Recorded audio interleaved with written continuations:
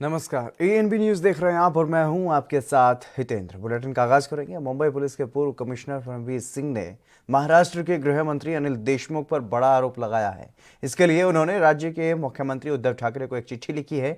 Media reports के मुताबिक पूर्व कमिश्नर ने अनिल देशमुख पर हर महीने 100 करोड़ रुपए मांगने का आरोप लगाया है। बता दें कि हाल ही में परमवीर सिंह को मुंबई के पुलिस कमिश्नर के पद से हटाया गया था और परमवीर सिंह ने चिट्ठी में लिखा कि सचिन वाजे ने मुझे बताया था कि अनिल देशमुख ने उनसे हर महीने 100 करोड़ रुपए करने को कहा था।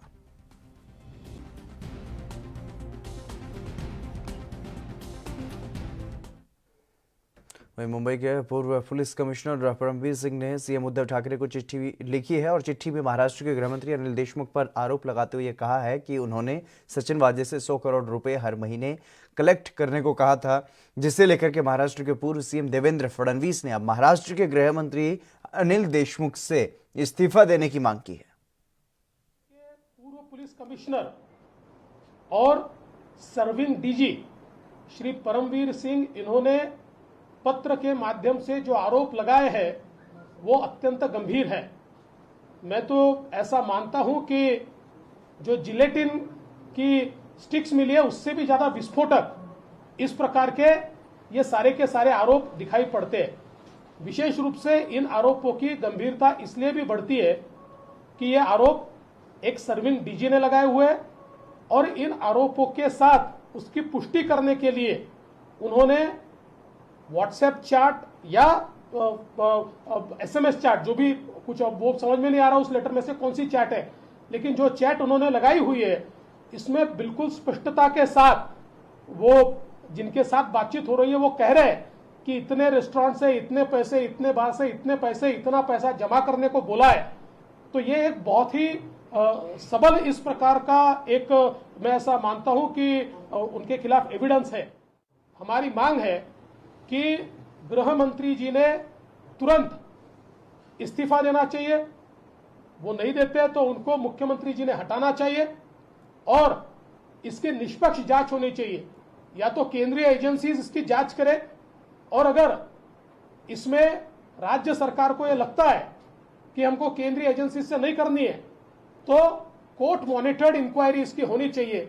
लेकिन कोई भी इंक्वायरी तभी सफल हो पाएगी जब एक सर्विंग गृह मंत्री ये अपने पद से दूर होंगे और उसके बाद इसकी उच्च स्तरीय जांच होगी।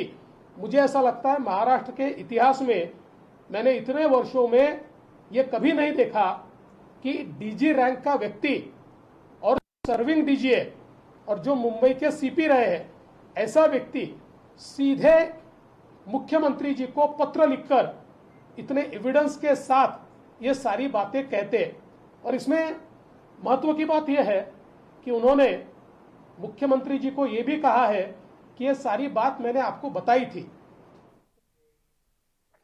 असम विधानसभा चुनावों के लिए कांग्रेस ने अपना मैनिफेस्टो जारी कर दिया है। गुवाहाटी में कांग्रेस के मैनिफेस्टो जारी करने के कार्यक्रम में कांग्रेस नेता राहुल गांधी भी मौजूद रहे और इस दौरान राहुल गांधी ने यह कहा कि हम सब जानते हैं कि आरएसएस और बीजेपी देश की विविधता भरी संस्कृति पर हमला कर रही है। आरएसएस और बीजेपी हमारी भाषा पर, हमारे इतिहास पर, सोचने के तरीके पर, रहने के तरीके पर हमला कर रही है। ये मैनिफेस्टो इस बात की गारंटी देता है कि हम असम राज्य के विचार को संरक्षित करने के लिए लड़ेंगे और असम के लिए जारी किए गए अपने मैनिफेस्टो में कांग्रेस ने उन्हीं 5 योजनाओं को प्राथमिकता दी है जिन्हें कांग्रेस नेता राहुल गांधी ने कई अलग अलग मंचों पर असम की जनता को संबोधित करते हुए कहा है और वो 5 गारंटी लागू करने की बात की गई है।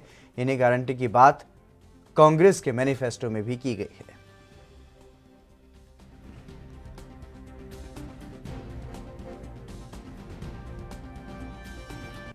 मगर ये मैनिफेस्टो असम ने बनाया है, असम की जनता ने बनाया है।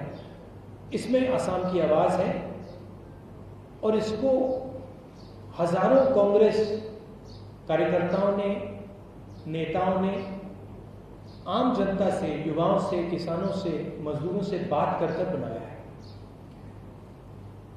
ये मैनिफेस्टो 5 गारंटी देता है, मगर ये मैनिफेस्टो ये भी गारंटी करता है कि जो असम का इतिहास है, असम की भाषा है, असम की हिस्ट्री है, कि उसकी हम रक्षा करेंगे।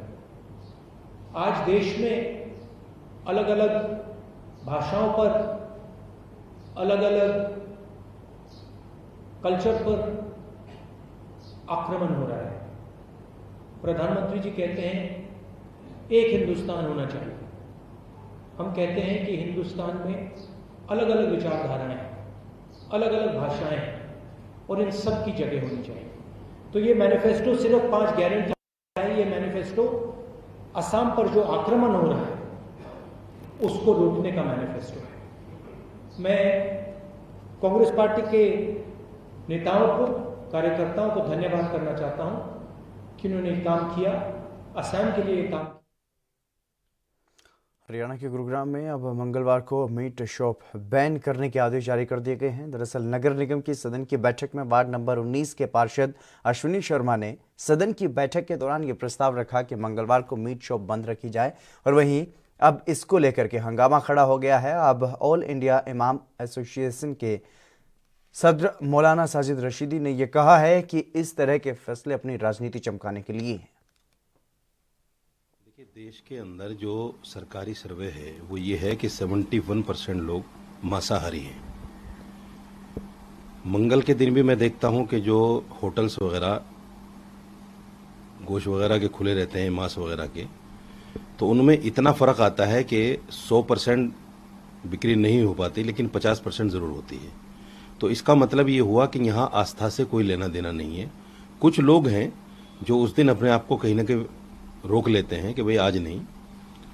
सवाल ये है कि आस्था का मतलब तो ये है कि जैसे हमारे यहाँ शराब हराम है तो वो हराम है, उसमें मंगलवार क्या, बुधवार क्या और शुक्रवार क्या, वो हराम है तो हराम है।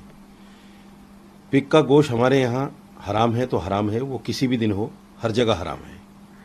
अब ये कहना कि साहब मंगलवार को तो आस्था के नाम पर बंद कर दो और बुधवार को जो है फिर दबा के खाओ, तो ये कौन सी आस्था है भाई?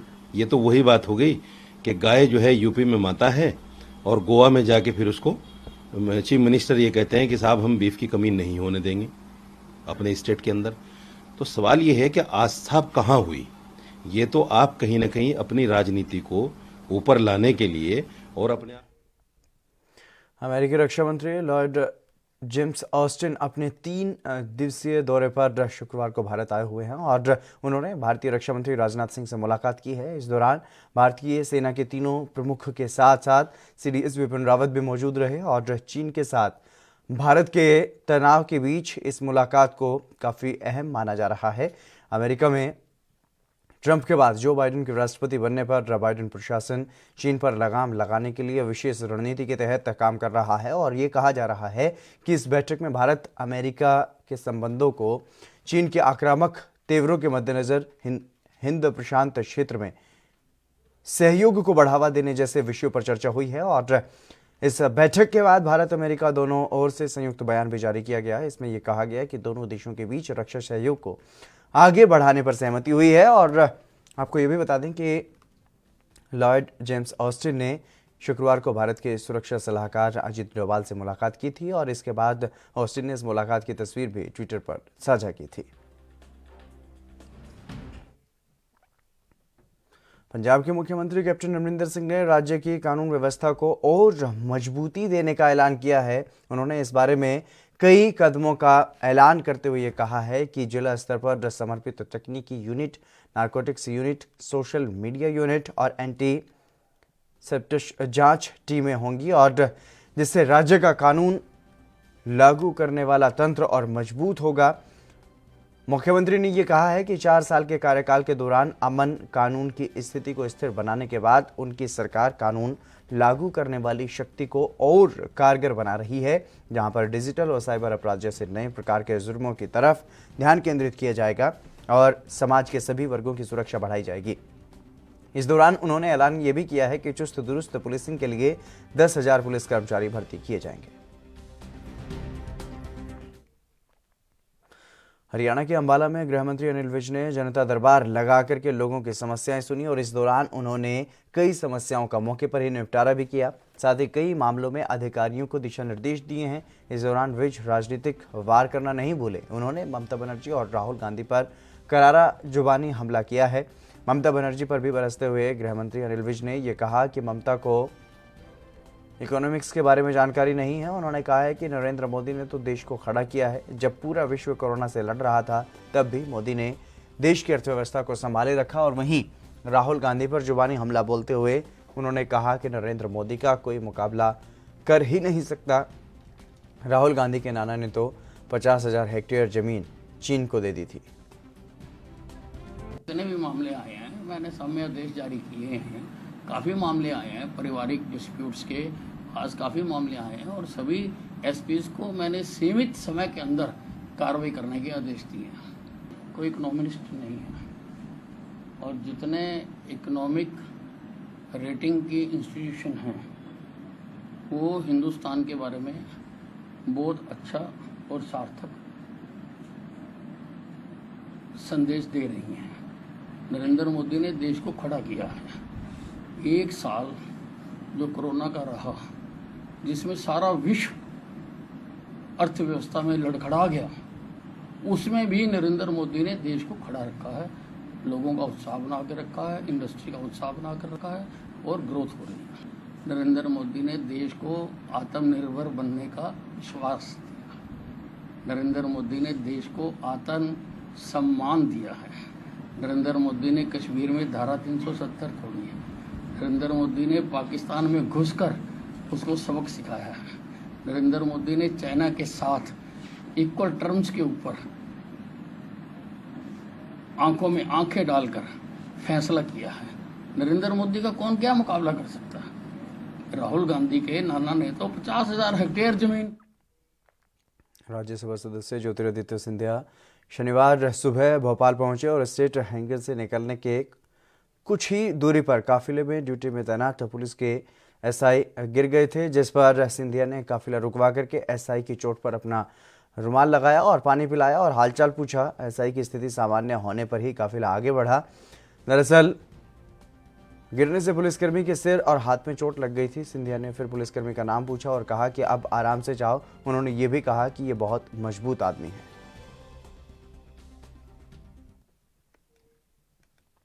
रामनगरी अयोध्या में तपस्वी छावनी के महंत परमहंस दास बैसिंग गौशाला पहुंचे, जहां पर उन्होंने गौवंशों की दुर्दशा देखी और वो रो पड़े।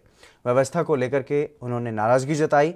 सीएम योगी आदित्यनाथ से गौवंश की दुर्दशा की शिकायत करने की उन्होंने बात भी कही है, जिसे लेकर के उन्होंने ये कहा कि वो सीएम से कहेंगे कि गौशालाओं का निरीक्षण किया जाए। गौवंशों की दुर्दशा का मुद्दा उठने से हड़कंप मचा हुआ है वहां पर, और नगर निगम ने जांच करके कार्रवाई की बात कही है। हुआ उत्तर प्रदेश के यशस्वी मुख्यमंत्री आदरणीय श्री योगी आदित्यनाथ जी के 4 वर्ष पूरे हुए, जहां पूरे प्रदेश में खुशी की लहर है।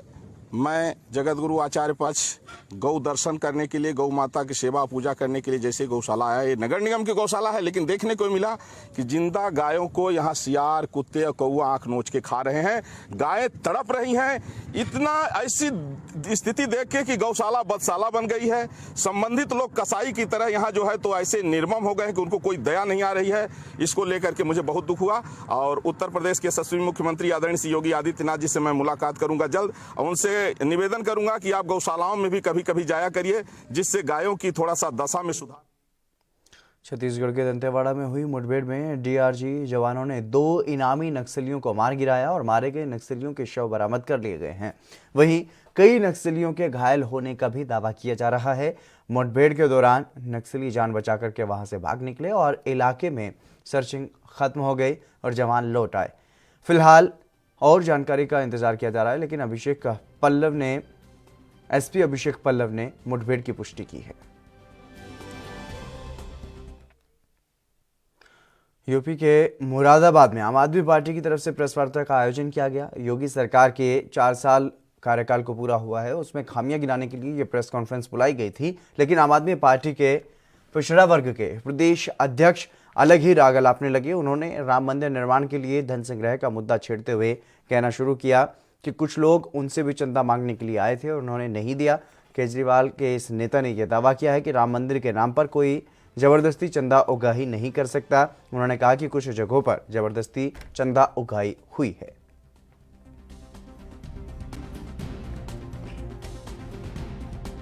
क्या बताइए थोड़ा सा। देखो चंदे के नाम पे गलत तरीके से उगाई नहीं होनी चाहिए बस। नहीं आप कह रहे अभी हम सुन रहे थे, आप कह रहे थे कि मेरे पास 1100 रुपए नहीं देखिए कि बाकी मैं दे दूंगा, क्या था वो? देखिए 1100-1200 रुपए कोई बात नहीं है। चंदा के नाम पे जो है समाज के किसी व्यक्ति से जबरन उगाई नहीं होनी चाहिए, दैट्स ऑल। आपके पास भी आए थे क्या? है आपके पास भी आए थे कौन? चंदा लेने वाले? चंदा लेने वाले आए थे। फिर आपका क्या रेस्पॉन्स रहा? अब ये जो है हमने जो रिस्पांस दिया उनको मैंने बता दिया कि मैंने क्या मेरी स्थिति रहेगी। मैं ईश्वर में, भगवान में आस्था रखता हूँ, लेकिन हरियाणा विद्यालय शिक्षा बोर्ड ने कक्षा 11वीं और 9वीं की वार्षिक परीक्षाओं की समय सारणी में परिवर्तन किया है। इसके अनुसार ये परीक्षाएं सुबह 10 बजे से शुरू होंगी और पहले ये परीक्षाएं सुबह 8:30 बजे से शुरू होनी थी। बता दें कि बोर्ड की ओर से कक्षा 11वीं और 9वीं की वार्षिक परीक्षाओं के लिए समय सारणी जारी की जा चुकी है और इसके अनुसार अब 11वीं की परीक्षाएं जो हैं वो 26 मार्च और 9वीं की परीक्षाएं 30 मार्च से शुरू होंगी। बोर्ड ने ये बताया कि जारी तिथि पत्र के अनुसार 11वीं कक्षा की परीक्षाएं 26 मार्च से शुरू होकर के 23 अप्रैल तक और 9वीं कक्षा की परीक्षाएं 30 मार्च से शुरू होकर 17 अप्रैल तक चलेंगी और दोनों परीक्षाओं के लिए परीक्षा का समय सुबह 8:30 बजे से 11 बजे तक निर्धारित किया गया है। पश्चिम बंगाल में चुनावी सरगर्मियां जारी हैं और बीजेपी टीएमसी के कार्यकर्ता कई बार आमने सामने भी हो चुके हैं। इसी कड़ी में नॉर्थ 24 परगना में बीजेपी के कार्यकर्ताओं पर कुछ अज्ञात लोगों ने हमला किया और हमले का आरोप टीएमसी कार्यकर्ताओं पर लगा है। फिलहाल हमलावरों की पहचान नहीं हो पाई। बताया जा रहा है कि जिस पर यह हमला हुआ है वो एक पेंटर हैं और जिस समय पेंटर पर हमला हुआ उस समय वो दीवार पर बीजेपी का चुनाव चिन्ह तैयार कर रहा था।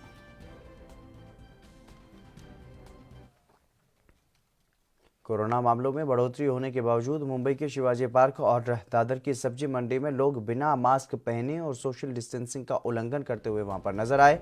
मुंबई में शुक्रवार को कोरोना वायरस के 3000 से अधिक नए मामले सामने आए थे। इसी के साथ कुल मरीजों की संख्या बढ़कर के 3,55,897 पर पहुंच गई और वहीं लगातार बढ़ते मामलों को देखते हुए अब बीएमसी ने भी कमर कस ली है। बीएमसी की ओर से दादर सब्जी मंडी में मास्क न पहनने वालों पर कार्रवाई की गई है और साथ ही उनके ठेलों को भी जब्त कर लिया गया है।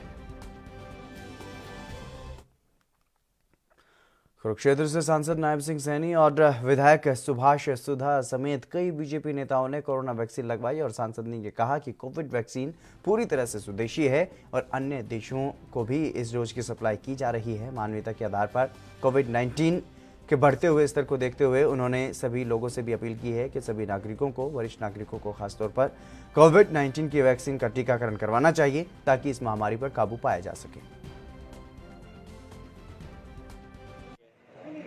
दूसरे चरण के अंदर मैं पहले सबसे पहले क्षेत्र की जनता को, पूरे प्रदेश की जनता से अपील करूंगा कि जिस प्रकार से पहले भी उन्होंने एडमिनिस्ट्रेशन का बड़ा सहयोग दिया अपनी हेल्थ को बचाने के लिए, अपने आप को बचाने के लिए लोगों से अपील करेंगे कि वो मास्क का प्रयोग करें, सोशल डिस्टेंसिंग रखें, स्टैंडर्ड करें। इसी प्रकार से अब दोबारा जो चल हुआ है ये खतरनाक चल रहा है।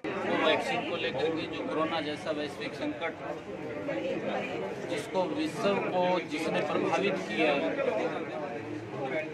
मैं आदरणीय नरेंद्र मोदी जी के नेतृत्व के अंदर उन वैज्ञानिकों को सलूट करना चाहूँगा कि जब ये वैश्विक संकट पूरे विश्व के अंदर आया, कोई दवाई नहीं थी, इसकी कोई वैक्सीन नहीं थी, परंतु हिंदुस्तान के हमारे वैज्ञानिकों ने उस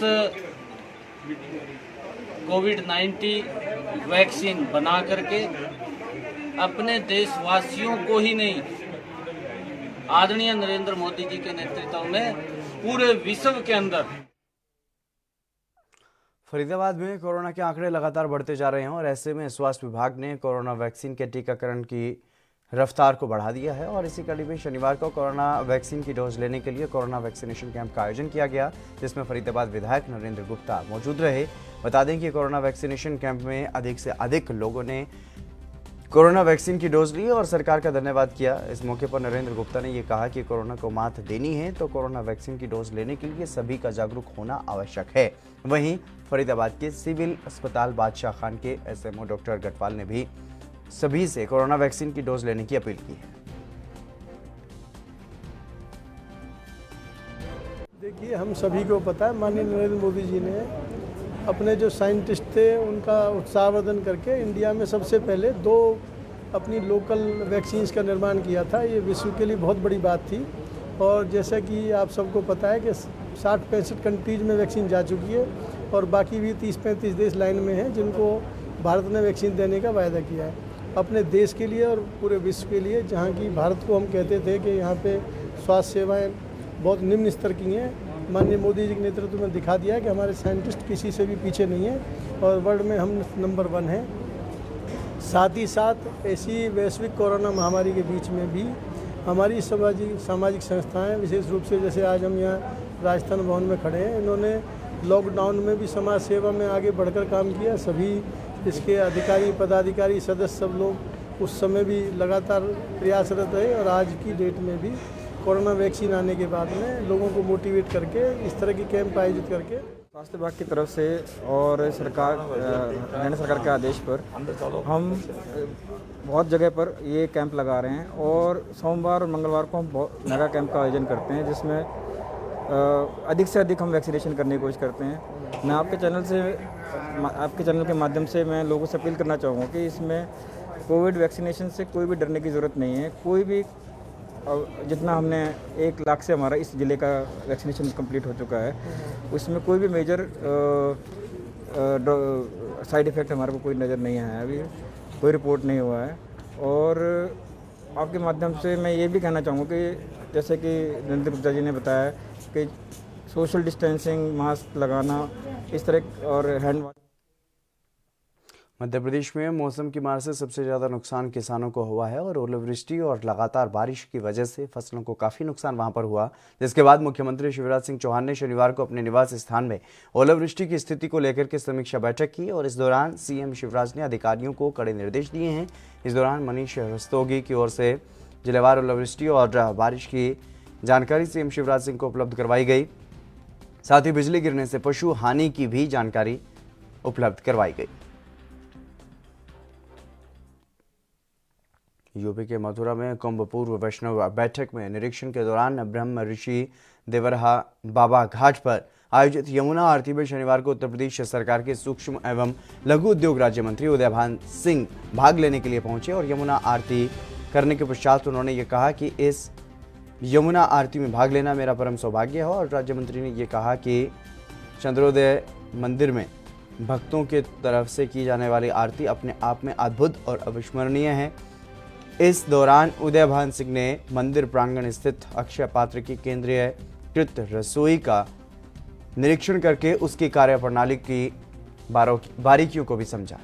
मैं बेहद प्रसन्नता का भाव अनुभव कर रहा हूं और जिन आयोजनकर्ताओं ने ये आपके अक्षय पात्र संस्था ने जो इसका रख रखाव करने की जिम्मेदारी ली है, रोजाना आरती भाव करके अनान्य लोगों को बुला करके इस सनातन परंपरा से जोड़ने की कुछ क्षण प्रदान करते हैं, ये सौभाग्यशाली है। मैं परमात्मा से प्रार्थना करता हूँ कि इन सबको इतनी शक्ति और सामर्थ्य दे कि जिस भाव के साथ अक्षय पात्र जैसी शुद्ध परंपरा संस्था से जुड़े हैं वो शक्तिशाली हो, सामर्थ्यवान हो और हम जैसे अनेक अनान्य लोगों को जोड़ करके उसी जगह पर वसुदेव कुटुंबकम के भाव को। जम्मू में जाली पासपोर्ट के साथ 2 रोहिंग्या मुसलमानों को हिरासत में लिया गया है और अधिकारियों का यह कहना है कि रहमान और गफूर नाम के 2 रोहिंग्या नकली पासपोर्ट के सहारे जम्मू में रह रहे थे। आपको बता दें कि जम्मू में रहने वाले रोहिंग्याओं का वेरिफिकेशन किया जा रहा था और इसी दौरान 2 रोहिंग्याओं को जाली पासपोर्ट के साथ पकड़ा गया है, जिसके बाद दोनों को जाली पासपोर्ट रखने के चलते हिरासत में ले लिया गया है। साथ ही इनके खिलाफ संबंधित धाराओं में केस भी दर्ज किया गया है। मध्य प्रदेश में सियासी नजरिए से आज का दिन महत्वपूर्ण रहा। बीजेपी और कांग्रेस एक बार फिर से आमने सामने देखने को मिले। 1 साल पहले 20 मार्च को ही कांग्रेस प्रदेश अध्यक्ष कमलनाथ ने मुख्यमंत्री पद से इस्तीफा दिया था। इस दिन को भुनाने के लिए कांग्रेस जहां पर लोकतंत्र सम्मान दिवस मना रही, तो वहीं बीजेपी ने खुशहाल दिवस भी मनाया।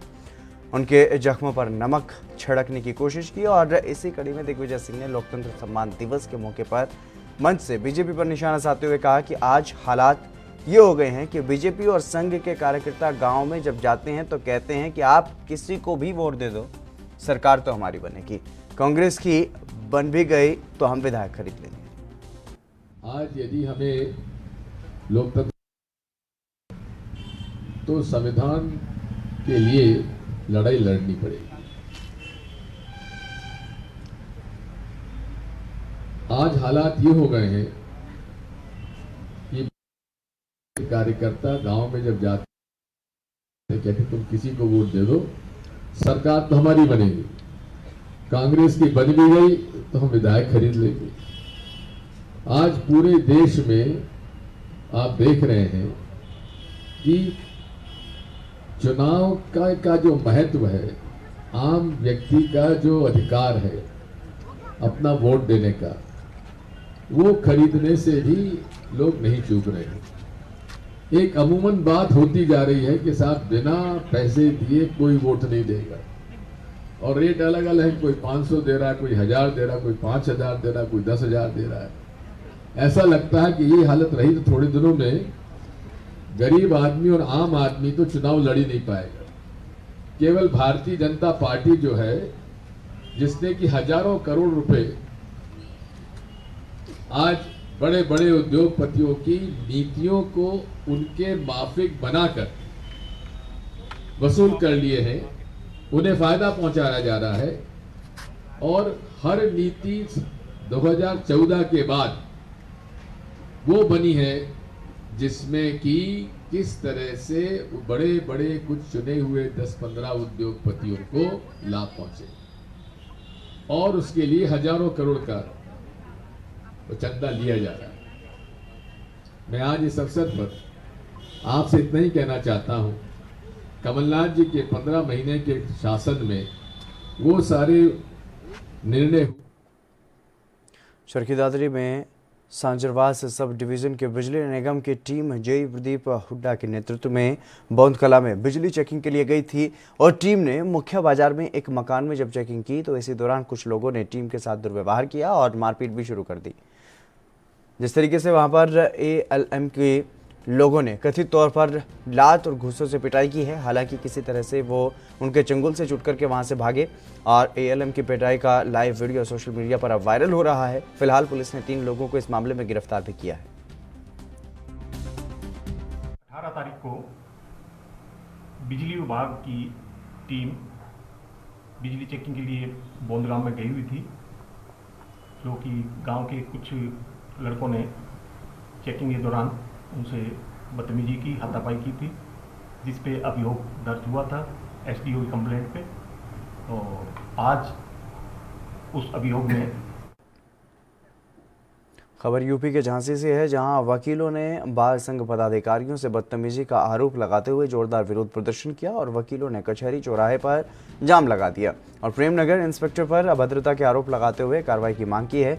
वहीं SSP के आश्वासन पर करीब 3 घंटे के बाद जाम खुल सका, और हालांकि वकीलों ने इंस्पेक्टर पर कार्रवाई न होने पर आंदोलन करने की बात कही है। और बार संघ के सचिव प्रणय श्रीवास्तव ने यह बताया कि अधिवक्ता नसीम जमीन पर अवैध कब्जे की शिकायत करने पुलिस के पास गए थे, लेकिन पुलिस ने कार्रवाई के बजाय वकील के साथ ही दुर्व्यवहार किया, और जब बार संघ पदाधिकारियों ने इंस्पेक्टर प्रेमनगर से बात की तो उन्होंने उनके साथ मर्यादित ढंग से बात नहीं की।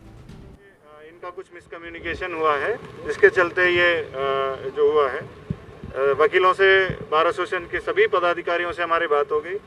हमने इन सबको जांच करके उचित कार्रवाई के लिए आश्वासन दिया। उस आश्वासन को वो लोग एक्सेप्ट किए हैं, और जांच के उपरांत जो भी तथ्य सामने आएगा उसके आधार पर कार्रवाई। उनके मुकदमे में स्टे होने के बावजूद उनके जो विपक्षी हैं वो एक पुलिसकर्मी है, और थाना नवाबाद क्षेत्र में उनके SO नवाबाद से बड़े अच्छे संबंध है। स्टे होने के बाद SO प्रेमनगर उनको बराबर वहाँ पे काम करा रहे हैं, और उनके भवन का निर्माण करा दिया गया है। नसीब भाई हमारे अधिवक्ता लगातार कहते रहे, उनको नहीं सुना गया।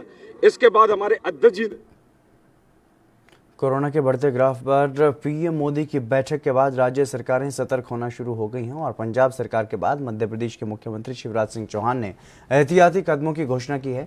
उन्होंने यह कहा है कि इंदौर, भोपाल, जबलपुर में बड़ी संख्या में कोरोना संक्रमण के मामले सामने आए। इसलिए शनिवार की रात 10 बजे से सोमवार सुबह 6 बजे तक इन शहरों में लॉकडाउन रहेगा। उन्होंने मास्क लगाने की अपील के साथ साथ ये भी कहा है कि ऐसा नहीं करने पर जनता के हित में सख्ती बरतनी पड़ेगी। और आपको बता दें कि बाकी प्रभावित शहरों में रात को 10 बजे से सुबह 6 बजे तक दुकानें बंद रहेंगी और साथ ही 31 मार्च तक स्कूल और कॉलेजों को फिर से बंद करने का फैसला किया गया है। इंदौर, भोपाल, जबलपुर बड़ी संख्या में संक्रमित आ रहे हैं भाई और बहन, और इसलिए हमें कुछ सख्त कदम भी उठाने होंगे। और इसलिए रविवार के दिन, संडे के दिन, शनिवार की रात को 10 बजे से लेके सोमवार को सवेरे 6 बजे तक इन शहरों में लॉकडाउन रहेगा। बाकी जो प्रभावित शहर है उनमें रात को 10 बजे से लेके सवेरे 6 बजे। चलिए फिलहाल यहाँ पर रुकेंगे एक छोटे से ब्रेक के लिए, जल्द हाजिर होंगे।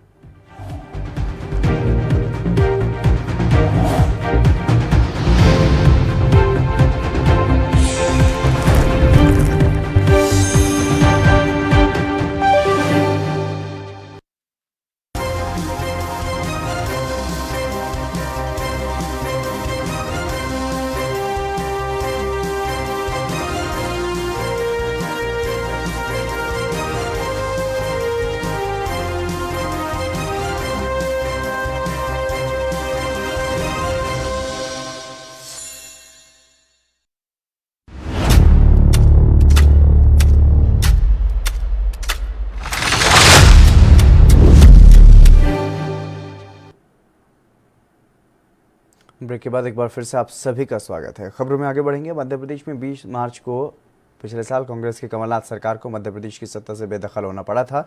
इसका 1 साल पूरा हुआ। 15 साल बाद जनता ने प्रदेश की कमान कांग्रेस को सौंपी थी, लेकिन कांग्रेस अपने नेताओं की अपेक्षाओं पर ही खरी नहीं उतरी और कांग्रेस के प्रमुख नेताओं ने उपेक्षा से दुखी होकर के पार्टी को अलविदा कहा था और बेंगलुरु के रिजोर्ट में जमा हुए कांग्रेस के बागी नेताओं ने भाजपा में अपना भविष्य सुरक्षित समझा और इस्तीफा दे दिया। इससे भाजपा को सरकार बनाने का मौका मिला और इस घटनाक्रम में राज्यसभा सदस्य और पूर्व केंद्रीय मंत्री ज्योतिरादित्य सिंधिया की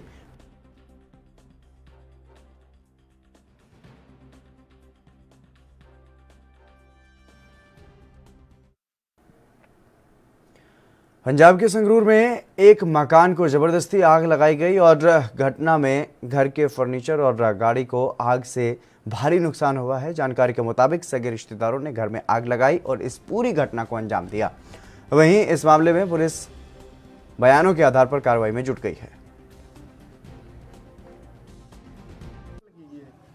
ਇਹ ਮੇਰੇ ਤਾਏ ਦਾ ਮੁੰਡਾ ਹੀ ਸ਼ੇਰ ਦਾ ਤੇ ਮੇਰੀ ਮਾਸੀ ਮੇਰਾ ਤਾਇਆ ਤੇ ਉਹਦੇ ਮੁੰਡੇ ਨੇ ਉਹਨਾਂ ਨੇ ਲਾਈ ਹੈ ਜਾਣ ਬੁੱਝ ਕੇ। ਸ਼ਮਸ਼ੇਰ ਸਿੰਘ ਸ਼ੇਰ, ਦਰਸ਼ਨ ਕੌਰ, ਗੁਰਪਿਆਰ ਸਿੰਘ ਉਰਫ ਕਾਲਾ। ਕੀ ਕੋਈ ਰੰਜਿਸ਼ ਸੀ ਜਾਂ ਕਿਸ ਤਰ੍ਹਾਂ ਉਹਨੇ? ਕੋਈ ਕੁਝ ਨਹੀਂ ਜੀ, ਬਸ ਦਿਮਾਗੀ ਜਿਵੇਂ ਵੀ ਕਹਿ ਲਓ ਵੀ ਕੀ ਹੋਇਆ ਇਹਨੂੰ ਕੀ ਨਾ। ਪਹਿਲਾਂ ਉਹ ਤੋੜ ਫੋੜ ਕਰੀ ਜੀ ਉਹਨੇ, ਉਦੋਂ ਬਾਅਦ ਫਿਰ ਕੁੱਟਣ ਮਾਰਨ ਦੀ ਕੋਸ਼ਿਸ਼ ਦੀ ਵੀ ਕੁੱਟੀ ਮਾਰੀਏ। ਉਦੋਂ ਬਾਅਦ ਮੈਂ ਆਪਦੀ ਜਾਨ ਬਚਾ ਕੇ ਪਿੱਛੇ ਘਰ ਉੱਪਰ ਦੀ ਟੱਪ ਗਿਆ ਜੀ। ਇਹ ਕੱਲ ਰਾਤ ਦੀ ਗੱਲ ਹੈ ਜੀ। ਰਾਤ ਦੇ ਟਾਈਮ ਸਾਨੂੰ ਜਦੋਂ ਮੌਕੇ ਤੋਂ ਇਤਲਾਹ ਮਿਲੀ ਕਿ ਇੱਥੇ ਆਪਣੇ ਹੈਗੇ ਨੇ ਜਗਤਾਰ ਸਿੰਘ ਏਲੀਅਸ ਤਾਰੀ ਜੋ ਸਨ ਆਫ ਬਘੇਲ ਸਿੰਘ ਲਾਲੂ ਪੱਤੀ ਦੇ ਵਿੱਚ ਜਿਹੜੇ ਰਹਿੰਦੇ ਨੇ, ਇਹਨਾਂ ਦੇ ਘਰ ਦੇ ਵਿੱਚ ਜਿਹੜੀ ਹੈਗੀ ਹੈ ਅੱਗ ਲੱਗੀ ਹੈ। ਤਾਂ ਉਸ ਟਾਈਮ ਦੇ ਉੱਤੇ ਇਮੀਡੀਏਟਲੀ ਅਸੀਂ ਪੁਲਿਸ ਪਾਰਟੀ ਭੇਜੀ ਉੱਥੇ ਜਾ ਕੇ ਮੌਕੇ ਤੇ ਅੱਗ ਦੇ ਉੱਤੇ ਕਾਬੂ ਪਾਇਆ ਗਿਆ ਤੇ ਫਿਰ ਅਸੀਂ ਫਾਇਰ ਬ੍ਰਿਗੇਡ ਵੀ ਬੁਲਾ ਲਈ ਸੀਗੀ। ਜਿਹੜੀ ਵੀ ਚੀਜ਼ ਉੱਥੇ ਜਿੰਨੀ यूपी के बहराइच में दबंगों के हौसले बुलंद हैं और नवागढ़ इलाके में एक मामूली विवाद को लेकर के दो पक्षों में जमकर संघर्ष हुआ। संघर्ष में लाठी डंडे तो चले ही, जमकर पत्थर भी बरसाए गए और ये विवाद पुष्पेंद्र चौधरी नामक युवक और शैलेंद्र के बीच में आपसी कहासुनी को लेकर के हुआ। देखते ही देखते दोनों पक्षों में जमकर लाठी डंडे चले, मारपीट की गई। इसमें 2 लोग घायल भी हुए, जिनको इलाज के लिए बहराइच मेडिकल कॉलेज में भर्ती करवाया गया, जहाँ पर उनका इलाज चल रहा है।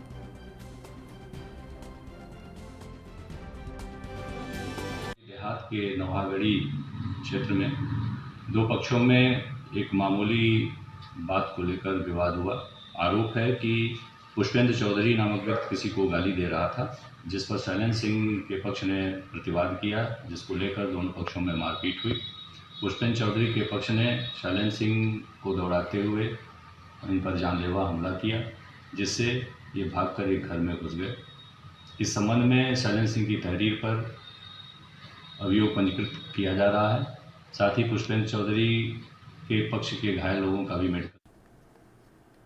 कोरोना संक्रमण की चेन को तोड़ने के लिए संक्रमित व्यक्ति के संपर्क में आने वाले लोगों को कोरोना टेस्ट कराने के लिए स्वास्थ्य विभाग की तरफ से प्रेरित किया जा रहा है, लेकिन इन दिनों बिना लक्षण वाले लोग भी कोरोना पॉजिटिव पाए जा रहे हैं। स्वास्थ्य विभाग के अनुसार 23 विद्यार्थियों और 4 शिक्षकों सहित जिले भर से 85 नए कोरोना के मरीज सामने आए, जबकि 39 मरीजों को ठीक होने पर अस्पताल से डिस्चार्ज कर दिया गया है। और उधर 60 वर्षीय एक कोरोना पॉजिटिव मरीज की एक निजी अस्पताल में उपचार के दौरान मौत भी हो गई। कुरुक्षेत्र में अब तक 139 कोरोना पॉजिटिव मरीजों की मौत हुई है और 574 एक्टिव केस के साथ कोरोना संक्रमित मरीजों का आंकड़ा यहां पर 10,036 तक पहुंच चुका है। और इस दौरान जिला सिविल सर्जन डॉक्टर सुखबीर ने यह कहा है कि कोरोना के बढ़ते हुए मामलों को देखते हुए अधिक से अधिक लोगों को स्वास्थ्य की स्क्रीनिंग और टेस्ट कराने की जरूरत है।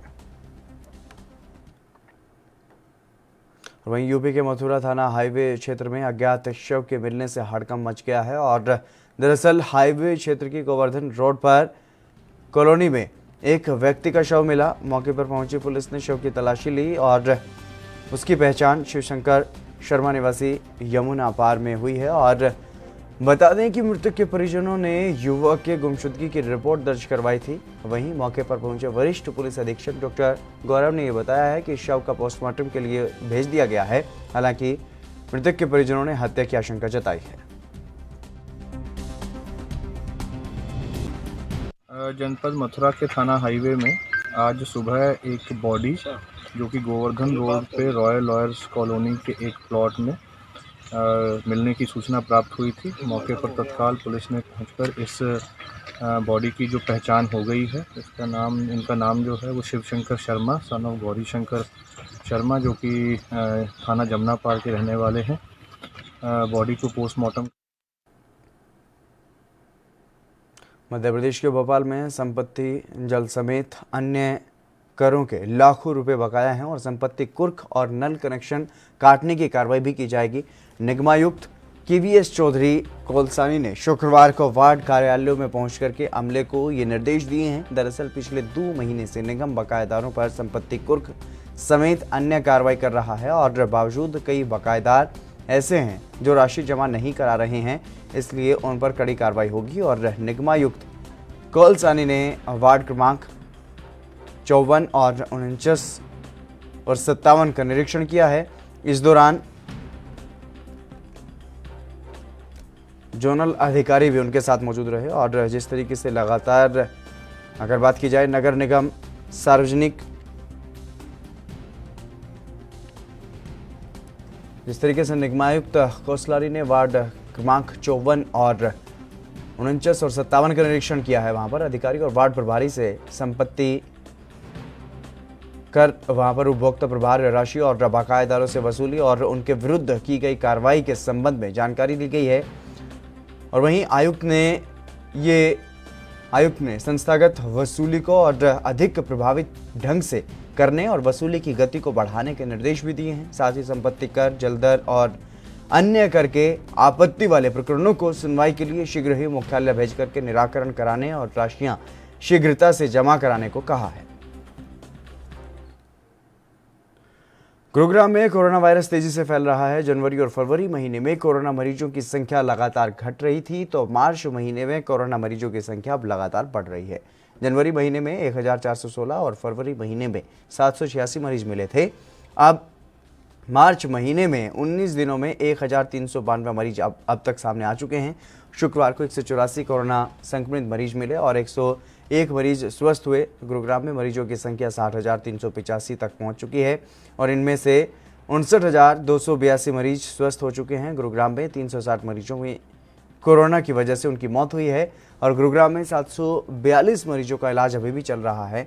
इसमें 679 मरीज होम आइसोलेशन में हैं और वहां पर अपना उपचार करवा रहे हैं। शुक्रवार को स्वास्थ्य विभाग की टीम ने 4055 लोगों के कोरोना जांच के लिए सैंपल लिए हैं और जिले में स्वास्थ्य विभाग 8,85,498 लोगों की कोरोना जांच कर चुका है। आढ़ती एसोसिएशन मानसा ने केंद्र सरकार की तरफ से किसानों को फसल की सीधी अदायगी करने के फैसले का विरोध किया और अपने कारोबार बंद करके 1 दिवसीय हड़ताल की। आढ़तियों ने गौशाला भवन में जनरल इजलास में केंद्र सरकार की तरफ से सीधी अदायगी करने को किसान, मजदूर और आढ़तियों के रिश्ते को तोड़ने की नीति बताकर के इसकी निंदा की गई और वहीं भारतीय खाद्य निगम की तरफ से आढ़तियों और मजदूरों की बकाया राशि जल्द अदा करने की मांग की गई। जो अज असी जिला मानसा दे विच बंद की कॉल की हुई है, सारे आड़तियों वालों मुकम्मल हड़ताल है। साड़ी मंग है कि जो महकमा FCI वाला पंजाब का लगभग 150 करोड़ रुपया बकाया खड़ा है आड़त का ते मजदूरी का, वो FCI दे नहीं रही। सानू वो तुरंत रिलीज़ किया जाए अते जो FCI केंद्र सरकार आड़तियां ते किसानां दे मजदूरां दे 9 मास के रिश्ते नूं तोड़न दीआं कुझियां चालां चल रही ने, वो हरकतां बंद कीतियां जाण। इस दे नाल ही असीं बेनती। खबर हरियाणा के अंबाला से है, जहां अंबाला छावनी में इन दिनों कई विकास के कार्य चल रहे हैं, जिसमें से नेताजी सुभाष चंद्र बोस पार्क का निर्माण कार्य अपने अंतिम पड़ाव पर है। बता दें कि यह पार्क 17 एकड़ की भूमि पर 27 करोड़ रुपए की लागत से बनाया जा रहा है और इस पार्क के बीचों बीच नेताजी सुभाष चंद्र बोस की 12 फीट ऊंची भव्य मूर्ति पद्म भूषण मूर्तिकार राम वी सुथार की तरफ से बनाई गई है। और वहीं पार्क के सौंदर्यीकरण के लिए 1.5 लाख अलग अलग वैरायटी के पौधे भी लगाए जा रहे हैं। इसके अलावा musical fountains, 3 cafeteria, skating ground, 400 capacity का open air theatre, water body जिसमें बोटिंग का भी प्रावधान किया गया है और बच्चों के लिए खास चिल्ड्रन कॉर्नर बनाया गया है और साथ ही पार्क की सुरक्षा का विशेष ध्यान रखा गया है। आपराधिक घटनाओं को रोकने के लिए जगह जगह 17 कैमरे भी लगाए गए हैं। ये कैमरे नाइट विजन है, जिसमें रात की फुटेज भी बिल्कुल क्लियर दिखाई देगी और इन कैमरों में वीडियो को भी लंबे समय तक स्टोर किया जा सकेगा।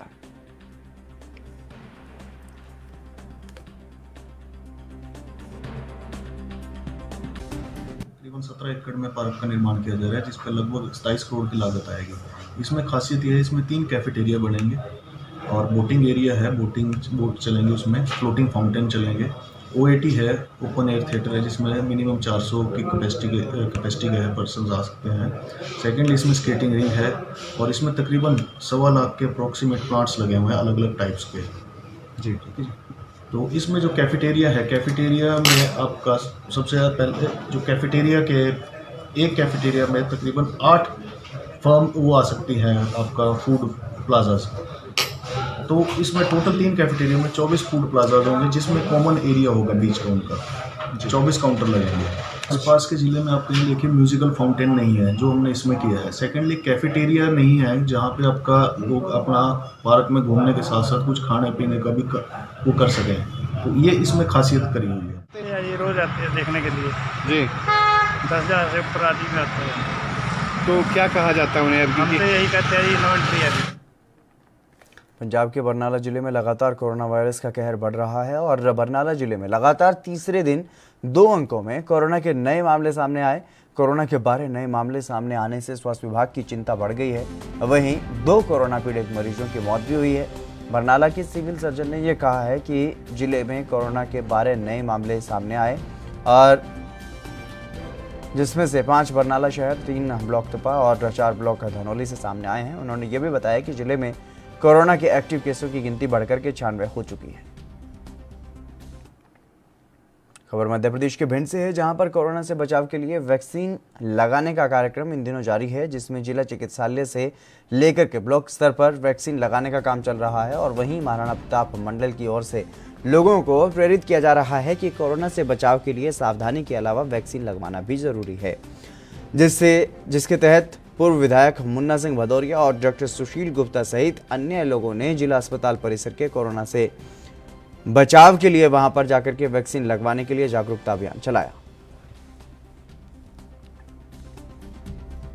कोरोना का जो दूसरी लहर पूरे देश में फिर शुरुआत हुई है, जो लोगों को भ्रांति फैलाई जा रही है कि कोरोना लगाने से लोग बीमार हो जाएंगे, कोई समस्या आ जाएगी, पर भारतीय जनता पार्टी के देश के प्रधानमंत्री नरेंद्र मोदी जी ने, राष्ट्रपति ने और प्रदेश के मुख्यमंत्री ने, राज्यपाल जी ने, सारे पार्टी के वरिष्ठ नेता और बड़े बड़े नेता, चाहे कांग्रेस के हों चाहे भारतीय जनता पार्टी के हों, सभी ने कोरोना के टीके लगवाए हैं। और कोरोना के टीके लगवाने से योगी सरकार के 4 साल पूरे होने का जश्न मनाया जा रहा है। यूपी के सिद्धार्थनगर में सभी 5 विधानसभाओं में जनप्रतिनिधियों ने कार्यक्रम किए और विभिन्न योजनाओं का शिलान्यास और लोकार्पण भी किया गया।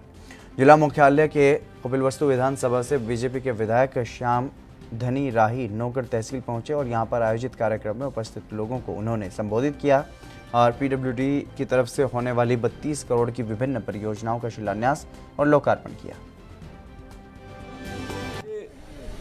पूर्व में 15 वर्ष ये विधानसभा भारतीय जनता पार्टी से पीछे छूट गया था और माननीय स्वर्गीय धनराज यादव जी विधायक हुआ करते थे, मंत्री हुआ करते थे। उनके बाद 15 वर्ष ये विधानसभा दूसरे दलों के हाथों में गया था।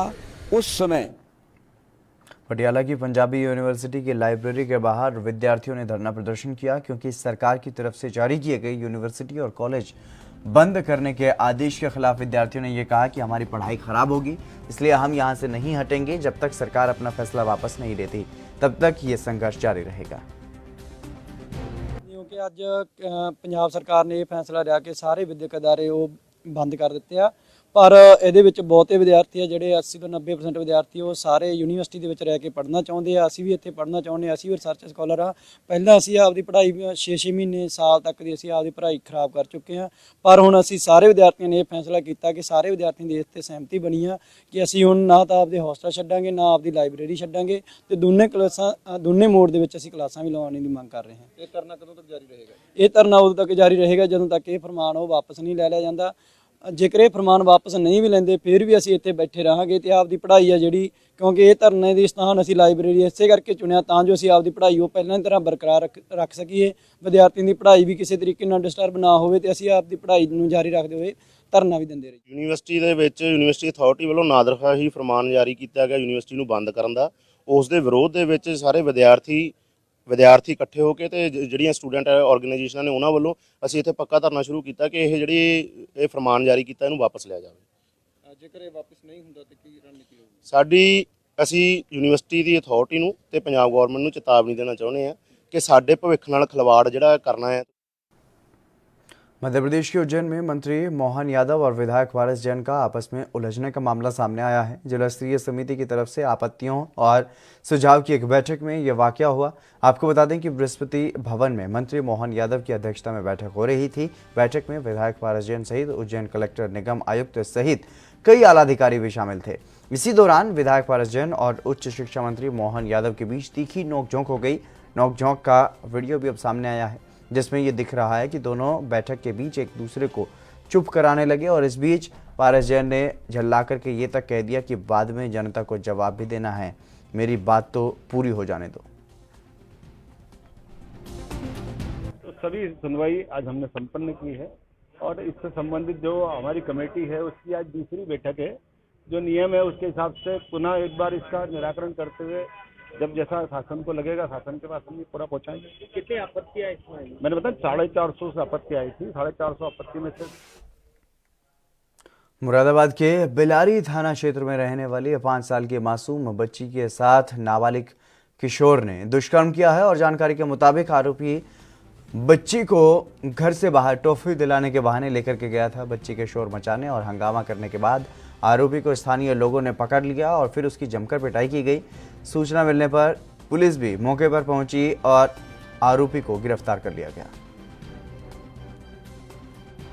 ले गया था, खेल रही थी बच्ची, पहला फंसा गया उसके। कौन ले गया था? पापा कौन है इसके पापा? अच्छा, क्या हुआ फिर? उसके साथ बस काम करते हैं। कितने साल की बेटी है? 5 साल की है। ये कब घटना आई? ऐसी 12 साल की लगभग की बात है। अच्छा, तो आप कहाँ लेके पहुंचे थे आप? हमने थाने के लिए फोन किया था, पुलिस गई थी। तहरीर दे दिया आपने? क्या लग रहा है, क्या कौन है वो लोग, रिश्ते में क्या लगता है, जानकारी में है कुछ? पर गांव का है, क्या है? थाना बिलारी में दोपहर के लगभग एक सूचना मिली थी असलतपुरा गांव में एक माइनर के साथ रेप की। पुलिस मौके पर गई और उसमें तहरीर के आधार पर मुकदमा तत्काल पंजीकृत किया गया। मध्य प्रदेश के शिवपुरी में एक पीड़ित ने पुलिस प्रशासन पर कार्रवाई नहीं करने के आरोप लगाए हैं। दरअसल 2 महीने पहले आवेदन देकर के अपने ससुराल वालों पर कार्रवाई की मांग करने वाली सौम्या रावत अपने साथ हुए अन्याय के लिए न्याय मांगने के लिए दर दर भटक रही है, लेकिन शिवपुरी पुलिस प्रशासन उसे कोई संतुष्टिपूर्वक जवाब भी नहीं दे पा रहा है। कभी महिला थाने तो कभी काउंसलिंग के लिए परामर्श समिति के पास भेज करके खानापूर्ति कर उसे गुमराह किया जा रहा है। प्रशासन पर गुमराह करने का आरोप लगाते हुए पीड़िता ने पुलिस प्रशासन पर आरोप लगाया है। अपने ऊपर हुए अत्याचार पर सख्त कार्रवाई करने की मांग उसने की है।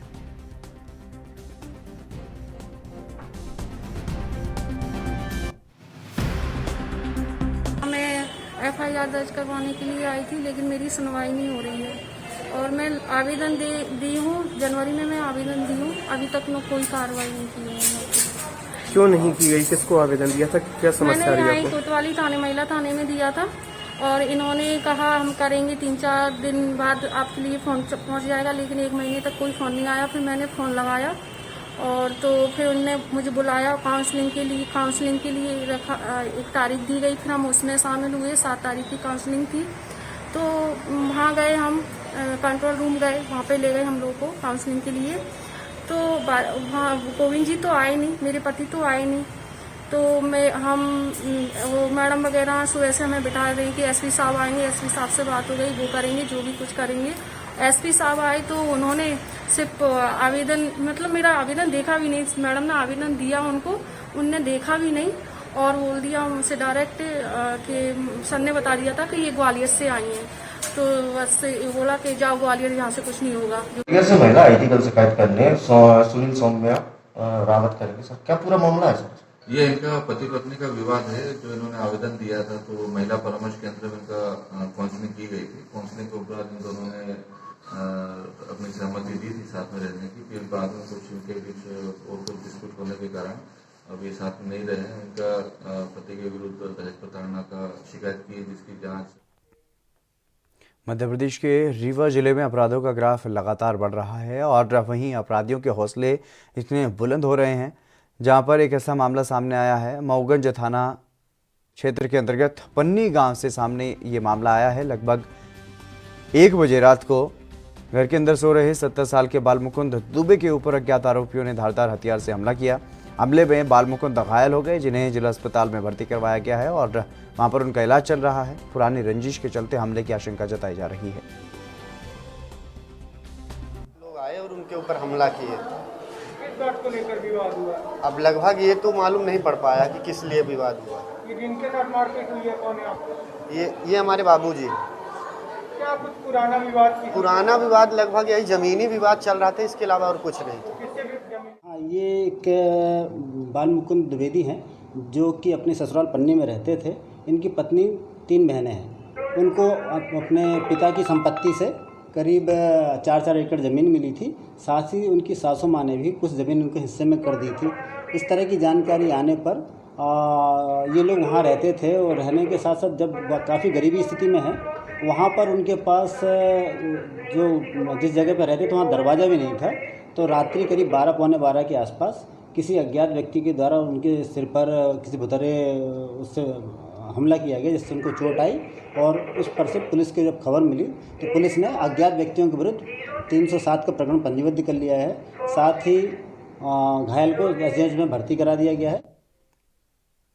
पंजाब के संगरूर में संयुक्त किसान मोर्चा की ओर से वीर भगत सिंह का शहीदी दिवस मनाने के लिए तैयारियां जोर शोर से शुरू कर दी गई हैं और 23 मार्च को दिल्ली के अलग अलग बॉर्डर पर शहीद भगत सिंह का शहीदी दिवस मनाया जाएगा। और वहीं 21 मार्च को संगरूर के सुनाम की अनाज मंडी में भारतीय किसान यूनियन, उग्राहा खेत मजदूर यूनियन पंजाब और दूसरे संघर्षशील संगठनों की ओर से एक विशाल रैली का आयोजन भी किया जा रहा है, जिसमें 1 लाख से ज़्यादा नौजवानों के पहुंचने की उम्मीद है।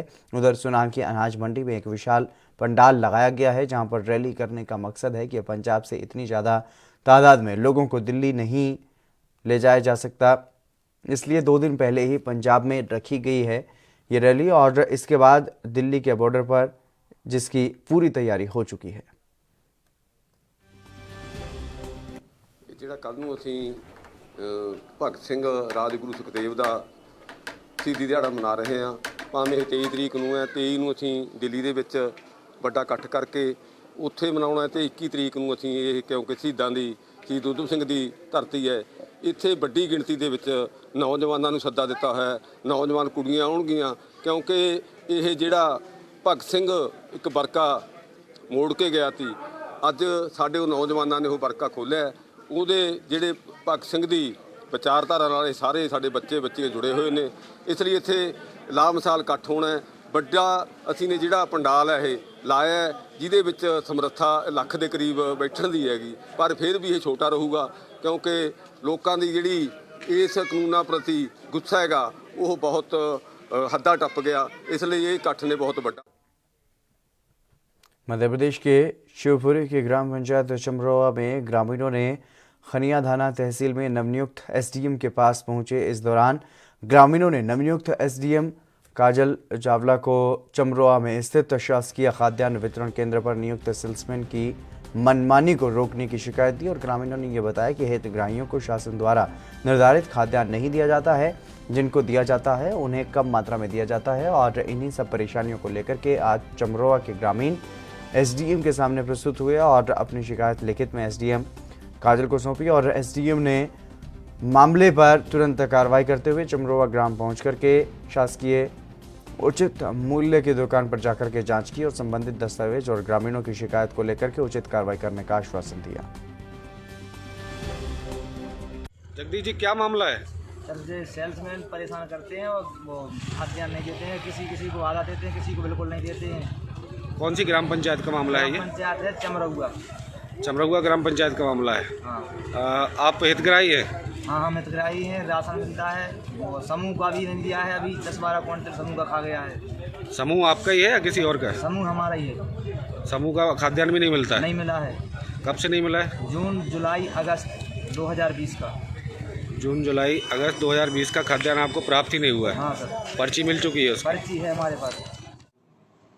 ग्रामीण क्षेत्र मेरे पास शिकायत तो नहीं आई इसकी, पर अगर वहाँ पे उसने बदतमीजी किया है, पब्लिक के साथ में अच्छा व्यवहार नहीं है उसका, ठीक से नहीं मानता है, तो उसके खिलाफ कार्रवाई करने का अधिकार एसडीएम को है। और मेरे पास कोई बात आएगी तो मैं वो लेटर जांच के लिए एसडीएम साहब को भेज दूँगा। सर, पहला मामला नहीं है, इससे पहले भी 2-3 मामले और सामने आ चुके हैं, लेकिन फिर भी प्रशासन के द्वारा कोई कार्रवाई नहीं की जा रही है। नहीं, मेरे समय में तो कोई ऐसी कोई लेटर नहीं आया, शिकायत नहीं आई, और एसडीएम साहब के पास में आया होगा, उस पर एसडीएम साहब बता पाएंगे क्या स्थिति है, और उनके कार्यक्षेत्र में आता है एसडीएम साहब को। चलिए इसी बीच शुरू करेंगे इस वक्त की बड़ी खबर की ओर। इस वक्त की बड़ी खबर सामने आ रही है पंजाब से, पंजाब के सरिंद से। ये बड़ी खबर, सरिंद में फ्लाईओवर से एक कार गिर गई है। ये बड़ी खबर आपको बता रहे हैं। हादसे में 2 लोग गंभीर रूप से घायल बताए जा रहे हैं। जीटी रोड पर चल रहा था मरम्मत का काम और उसी दौरान ये हादसा हुआ है। मौके से भाग खड़े हुए मजदूर, ये बड़ा हादसा हुआ है। 2 लोग इसमें घायल बताए जा रहे हैं गंभीर रूप से। सरहिंद में फ्लाईओवर से ये कार गिर गई है। ये तस्वीरें भी आप देख सकते हैं। हादसा हुआ है सरहिंद में, पंजाब के सरहिंद में ये हादसा हुआ। जीटी रोड पर मरम्मत का काम चल रहा था और इसी दौरान ये हादसा हुआ है, जब एक कार फ्लाईओवर से नीचे गिर पड़ी और मौके से मजदूर वहां से अपनी जान बचाने के लिए भागे। ये बड़ी खबर आपको बता रहे हैं। पंजाब के सरहिंद से ये बड़ी खबर सामने आई है। फ्लाईओवर से कार गिर गई।